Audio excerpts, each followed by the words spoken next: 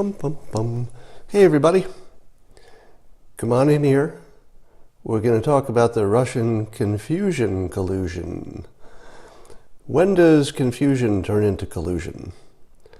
Well, we might be seeing that now. My cat Boo is already coming here to join me. She loves to be on camera, apparently, because she shows up when I'm doing this. So, as soon as we get 1,000 people, which will be in about 1 minute, I'll jump into my topic. Hello from Prague. This is my office shirt. I keep this in the office just to put on when I need a shirt on. All right, let's go. There are two topics in the news about the Russian collusion/confusion. One is the DNC hack and the other is the troll farm. The troll farm, we know, exists, and it's in Russia and it's run by Russians. What we don't know is who paid them, because there's some speculation that it's just a troll farm that anybody can pay, and perhaps Putin wasn't behind it. Now, the argument for why Putin wasn't necessarily behind the troll farm is that there's nothing about this that was KGB quality. I hate to compliment our international foes, but if that's the best they can do, I'm not worried about Russia anymore. I don't even think their nuclear weapons work. I think they're just empty tubes they put in a hole in the ground and say, hey, we've got nuclear weapons. I'm just kidding about that last part. But the point is, there was no effect, according, at least that was identified, and no collusion that was identified. I won't be the people who say no collusion has been proven. I'm going to say that nothing has been yet identified. All right? Now, when President Trump said hoax, he was talking about the tentative opinion that is not conclusive, that there's no collusion with this troll farm. And then, of course, the media said, but you've said before that there's no involvement, or they didn't interfere. Now, fact check me on this, but I believe the interference comments are generally in the context of interfering with collusion with the Trump campaign. Now, let me ask you this. I just tweeted this, but if you believe that President Trump is the biggest narcissist in the world and that he makes every topic about himself, right? We believe that, right? Even his supporters would say, well, that is true. He does make every topic about himself. So when President Trump says Russia didn't interfere in the context of just answering a bunch of questions casually, you have to assume that when he says interfere, he's always doing what he always does, talking about himself. So when he says they didn't interfere, that should be assumed that he means in relationship to collusion, in relationship to whether he was involved. All right? So that's his argument, is that no collusion, and if he says they didn't interfere, the context should be understood. They didn't interfere on my behalf with my help. No collusion. All right. So we know the troll farm existed, and they did some ads that had no effect and were terrible and were not KGB quality. That doesn't mean Putin wasn't behind it, but it wasn't much of an attempt. Okay? But let's talk about the DNC hacks, because this is where it gets interesting. When you watch the news, they like to say that the DNC hacks are maybe the important part here. But here's what we know about the DNC hacks. To the best of my knowledge, and again, you can fact check me on this, Trump is not convinced. I'll get back to that in a moment. So he's not convinced just about the hacks. Okay? There's that Seth Rich story out there. Some people say it must have been an inside job and it was Seth Rich and that's why he got killed. We can't prove that or disprove it, but I'll put it on the list just for completeness. There's Kim.com, who says it's Seth Rich, and Kim.com has apparently even sent messages to Mueller offering to testify and tell him exactly who did the hack. And according to Kim.com, he's not getting a response. All right, now let me ask you this. Who agrees to talk to Mueller on the record unless they're going to tell the truth? Who volunteers to talk to a special counsel on the record in public and telling the whole world that he's going to do it if he's guilty or he's going to lie? Nobody. All right. Now, Kim.com could have wrong information. In other words, it's possible his information is not accurate. But I'll tell you what is deeply, deeply, deeply unlikely. It's deeply unlikely he's lying. Because you don't volunteer yourself for the special counsel unless you know you're going to tell the truth. But that doesn't mean he has the right information. He could be wrong.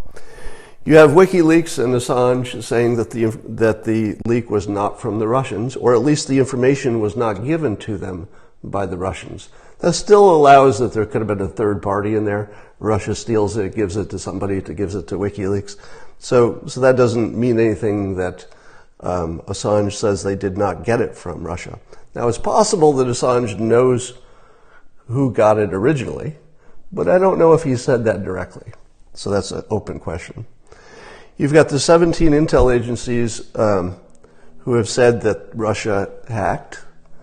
But here's what that means. Apparently, I read a story which I would not say is completely credible, an article that is. This says that Brennan was the one who handpicked the analysts to work on this and came up with the answer that, sure enough, there was a Russian hack. Now, as the article pointed out, and I would agree, if you get to handpick who's on your team, then you're the one who decides what the answer is.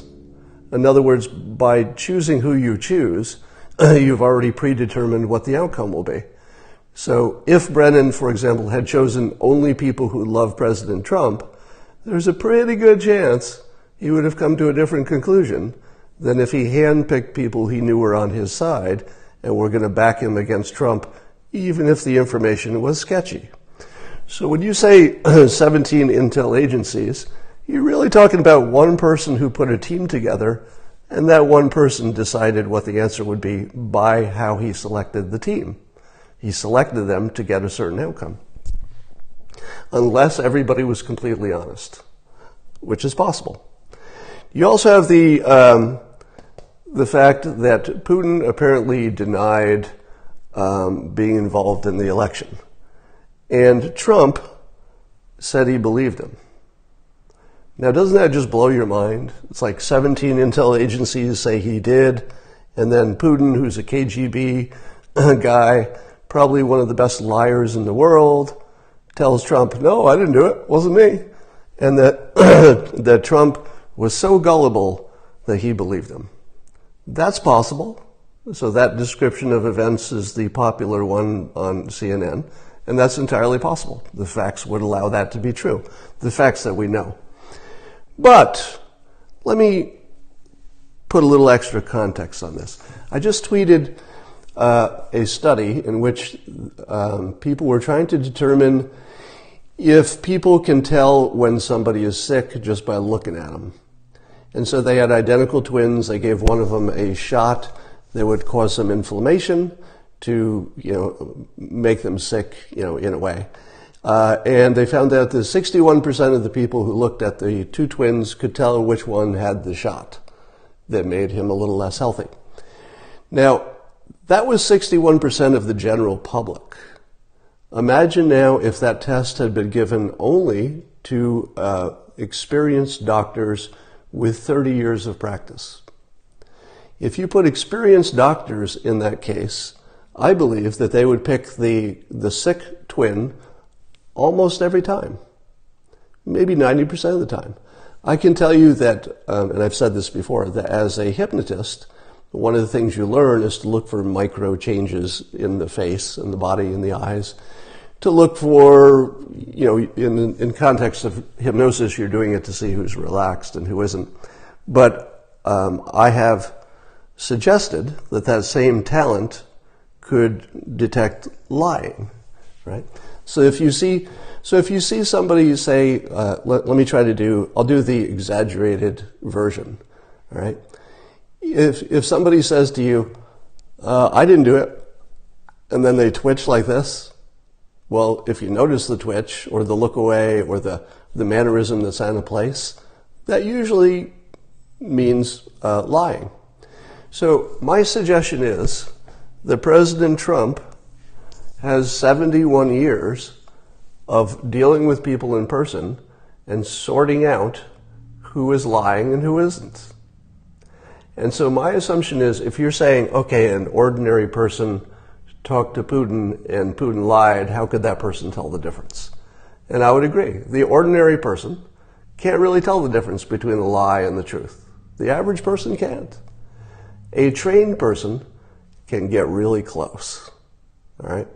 Not 100%, but I would say that even with my own training, if you said, put me in a situation that's conversational and figure out who's lying, I could beat the average pretty reliably. I would also guess that an FBI profiler, somebody with law enforcement experience, there are probably a lot of skills, a lot of different people with those same skills, who could identify a liar just by talking to him. Not every time, but more often than chance would suggest, and probably far more often.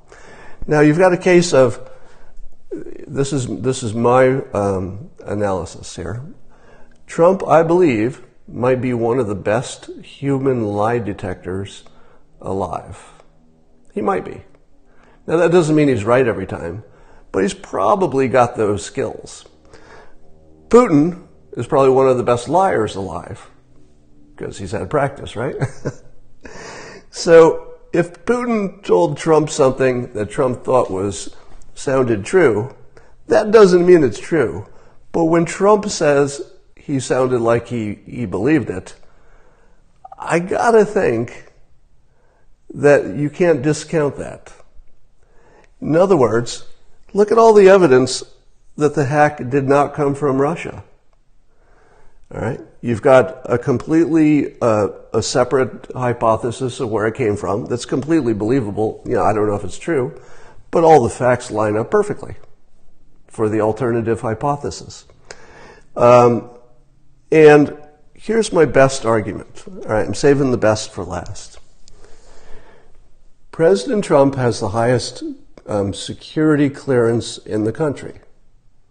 He can see everything that the intelligence agencies have put together. Now, we do know that an average hacker can pretend to be hacking from another source. So in other words, an average hacker can cover their tracks so you wouldn't know if they came from Russia or somewhere else. But we are to believe that our 17 intel agencies have extra resources, extra abilities, extra maybe human contact, possibly witnesses. Maybe they bugged an embassy. Perhaps they have other information. So you can't tell just a hack, but if you have other security, intel resources, maybe you can tell. President Trump, by now, has seen everything that the intel agencies have. He's seen the stuff that we haven't seen. And what's the difference between the intel agencies and President Trump? The intel agencies, or at least the hand-picked group that looked into this hacking, probably were anti-Trump and probably were hand-picked for that reason. President Trump is the only person in this conversation who is not anti-Trump. He's the only one who's pre-Trump. So here's the dog that isn't barking. Here's the part that's missing. Where is the part where somebody says, look, we showed President Trump not only the information that the public has seen, but like all the secret stuff. And that idiot still says it didn't happen, or still says it's unproven. Have you seen that? Have you seen anybody say, look, we showed the president everything we have, and he looked right at it, and he's denying the evidence right in front of him? I don't know that I've seen that. And it seems like you would have. Seems like you would have seen it, right? So I would argue that there's one person in the world who is not against Trump who also has all of the information. And he says, not quite proven. So when you see the anti-Trump media fact-checking him and saying, no, you say that the hoax, that now we've shown, no, let's see. President Trump said that Russia stuff was a hoax, and then the media is saying, no, you're saying that they didn't interfere at all. Of course, whenever the president talks, he's usually talking about himself. So when, in that context, interfering means collusion, and he's saying that didn't happen. So we have two pieces of evidence for Russia's involvement. The troll farm that has no collusion in evidence. We don't know who paid them. They were a commercial enterprise. Had no effect, and it certainly wasn't KGB quality. And, you know, it was sort of a big nothing. And they were on both sides, and they started before Trump, and they went past the time he was elected. So everything about this does not look like a Russian operation to help Trump, per se. And then the DNC hack, I would say there's more evidence that it didn't happen than there is that it did. If there is also evidence that we don't have access to, because only our intel agencies do, keep in mind that the president has seen that by now. He's seen everything. So if he's not saying clearly and you know, very clearly that the DNC hack is from the Russians, why not?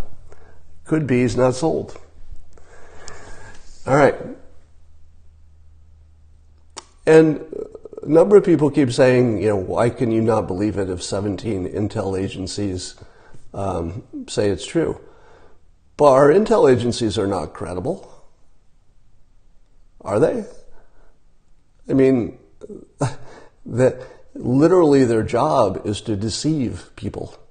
And they have, you know, at least various of them have track records of deceiving people.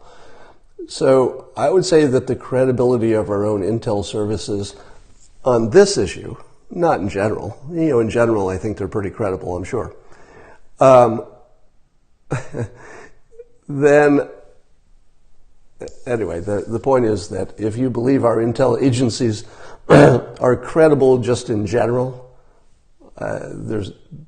that is not supported by the evidence.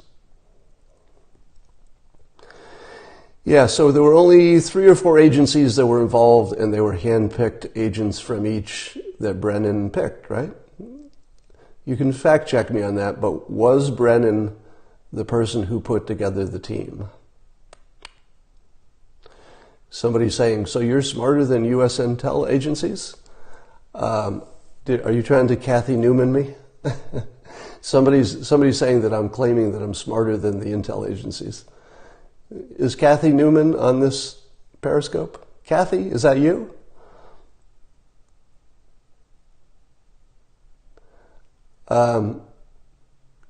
Why assume Trump is telling the truth?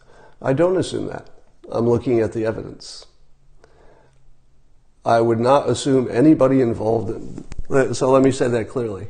My assumption is there's nobody involved in any way here that is completely credible. Is there? Who is credible on this list? Well, WikiLeaks is credible, but we also don't know if maybe there was a third party that the Russians gave it to, and then that party gave it to WikiLeaks. So we don't know, right? But they're not liars. They just could be wrong. But mostly it's a bunch of people who are not credible.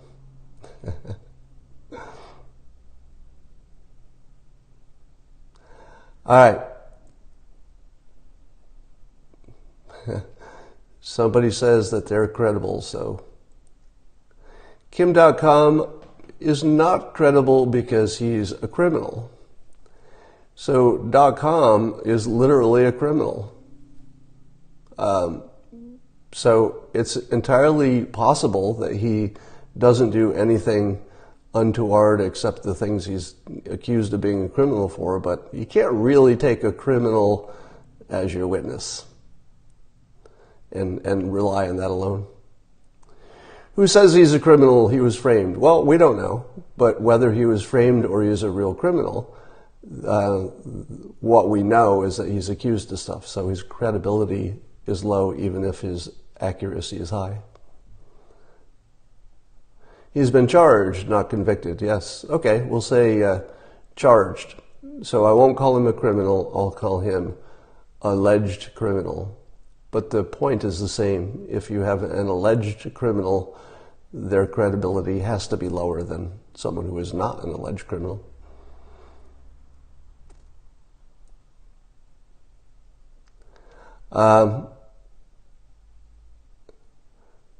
Trump doesn't act guilty. Well, I don't know if you could tell, but you're right that Trump, based on my personal lie detector, I'm pretty sure that the no collusion claim is true. All right. So my personal lie detector, which is pretty good, says that the president is not lying when, in his opinion, because that matters, right? It's got to be his opinion. I believe that he believes he was not involved in any collusion.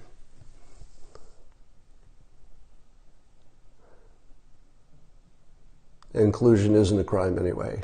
True enough. But you'd still want to know he wasn't guilty of it. Now, I did hear that there was some senator who said he thought that the Mueller investigation was going to wrap up in days. Does that sound true? Do you believe the Mueller investigation will wrap up in days? I don't believe that. If it's true it will wrap up in days, then I think the president's in the clear. Because if it's true they're going to wrap up in days, it's probably also true that they've handed down all the indictments and they've done all the accusing that they need to do. So my guess is it's not true that they're going to wind up in a few days.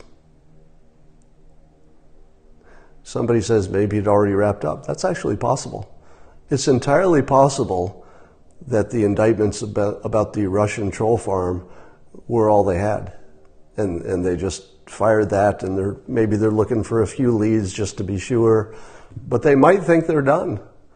They might believe that they're essentially done. That's possible. Flynn cases in May, can't wrap up till now. Yeah, I haven't dug into the whole Flynn stuff, but there's certainly something sketchy going on with the whole Flynn investigation. I don't know what it is, but there's something sketchy going on there. And I don't know if the sketchiness is Flynn or the people going after them, but there's just something wrong there. There's some information we don't have yet.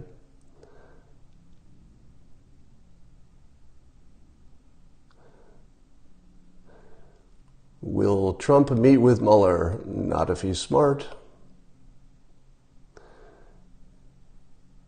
Revised 302 reports. So can somebody tell me what are the 302 reports? I've seen reference to revised 302 reports. What's a 302 report? Somebody fill me in. I'm waiting for the obvious to... an FBI interview record. So they revised an FBI interview record. That would be problematic. Okay. So somebody thinks .com is the 400-pound genius in bed. I think that might be more of a coincidence. The reason that Trump says 400-pound hacker is because that's the stereotype. So, McCabe changed Flynn's 302. Changed it in what way? Do we know how he changed it? And McCabe's already out of there. So the judge wants the original 302s. Well, I suppose if the judge sees them all, then that should be fine. Oh, he deleted the revisions. That's the part that's strange, right? So the part is not that he edited. The part that's unusual is that they deleted the 302s, the past, the revision history. Okay. No trace of revisions. You realize I'm learning more about reading your comments than I'm learning on the news. I watched Wolf Blitzer's show for about 5 minutes while I was shaving this morning, and I think they had 3 fake newses in like 5 minutes. Just clearly, unambiguously fake news. And it's just amazing. Well, I would say if it's true that the Flynn interview was edited and the history is edited out, Flynn's going to walk. I don't know if any of that's true, but it seems to me that would be enough for him to walk.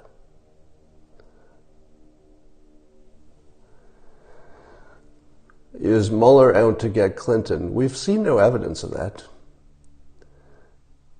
But wouldn't it blow your mind if Mueller just came back and said, yeah, we're going to prosecute Hillary Clinton? All right, that's enough for now.